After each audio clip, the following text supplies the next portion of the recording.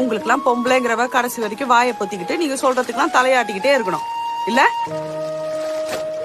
இல்ல நான் கேக்குறேன், பொம்பளை இல்லாம வாழ்ந்துருவீங்களா நீங்க? வாழ்க்கை முழுசும் உங்களுக்கு ஒரு பொம்பளை தேவைப்படுறா. கல்யாணம் வரைக்கும் அம்மாங்கிற பொம்பளை, கல்யாணத்துக்கு அப்புறம் பொண்டாட்டிங்கிற பொம்பளை.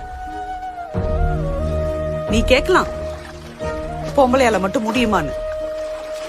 எத்தனையோ பொம்பளைங்க புருஷன் இல்லாம தனியால நின்னு பிள்ளைங்களை வளர்த்து ஆளாக்கி இருக்காங்க. ஆனா ஆம்பளைங்க உடனே இன்னொரு கல்யாணம் பண்ணிப்பானுங்க. கேட்டா எங்களுக்கு இல்ல பிள்ளைங்களை பாத்துக்கன்னுவான்.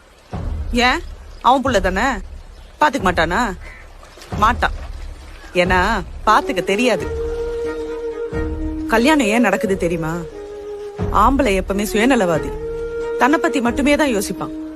அப்படி இருக்காத, மத்தவங்கள பத்தி யோசின்னு தான் கடவுள் அவனுக்கு கல்யாணம் பண்ணி வைக்கிறாரு. அவன் வாழ்க்கையில ஒரு பொண்ணு வரா, குழந்தைங்க வருது, இப்ப அவங்களுக்காக வாழ ஆரம்பிக்கிறான்.